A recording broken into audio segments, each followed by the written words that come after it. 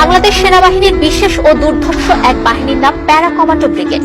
যে কোনো যুদ্ধ পরিস্থিতি এক নিমেষে পাল্টে দেওয়ার মতো ক্ষমতা রয়েছে তাদের কাছে। অন্যদের সক্ষমতা যেখানে শেষ, সেখান থেকে শুরু হয় para commando operation. Do or die মোটোতে বিশ্বাসী বিশেষ এই বাহিনীর সদস্যরা মূলত জ্বলন্ত আগুন নিয়ে খেলা করে। তাদেরকে চিতা নামেও ডাকা হয়। 1993 সালে প্যারা কমান্ডোর প্রথম ব্যাটালিয়নের পতাকা উত্তোলিত হয়েছিল পূর্ণভূমি সিলেটে।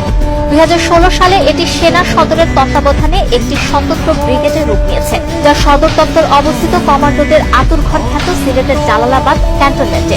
কঠোর নিয়মানুবর্তিতা, অমানসিক পরিশ্রম ও অবর্ণনীয় কষ্ট সহ্যের পর তৈরি হন এক একজন প্যারা কমান্ডোর সদস্য। শুধুমাত্র স্বেচ্ছাসেবী অফিসার এবং সৈনিকরাই 6 মাসের প্যারা কমান্ডো ট্রেনিং এ অংশগ্রহণ করে। কাউকে জোর করে ভয়ঙ্কর এই কোর্স করানো হয় না। এটি বাংলাদেশ সেনাবাহিনীর সবচেয়ে কঠিন ও ঝুঁকিপূর্ণ প্রশিক্ষণ। কষ্ট সহ্য করতে না পেরে ট্রেনিং করতে আসা বেশিরভাগ সদস্যই মাঝপথে ঝরে পড়ে। গড়ে মাত্র 15% দেখা পায় সাফল্য, কারণ 6 মাসের প্রতিটি মুহূর্ত নরকের আগুনের মতো হয়ে ওঠে প্রশিক্ষণার্থীদের জন্য। তাদেরকে কখনো নামতে হয় উত্তাল সাগরে, কখনো আবার ঝাঁপিয়ে পড়তে হয় আকাশ থেকে। ক্ষুধা পেলে খেতে হয় সাপ, বিচ্ছু থেকে শুরু করে নানা রকম অখাদ্য। সার্ভাইভাল ট্রেনিং এ লড়তে হয় প্রকৃতির সাথে, কাটাতে হয় একের পর এক নির্ঘুম রাত, সহ্য করতে হয় শারীরিক ও মানসিক নির্যাতন।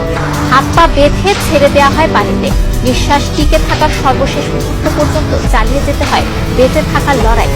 এর মাধ্যমে মোটামুটি মৃত্যুর কাছাকাছি নিয়ে যাওয়া হয় একজন প্যারা কমান্ডোকে। সামরিক ট্রেনিং শেষে প্যারা ট্রুপিং এর উপর নিতে হয় বিশেষ প্রশিক্ষণ। এত সব কষ্ট সহ্য করে শেষ পর্যন্ত টিকে থাকতে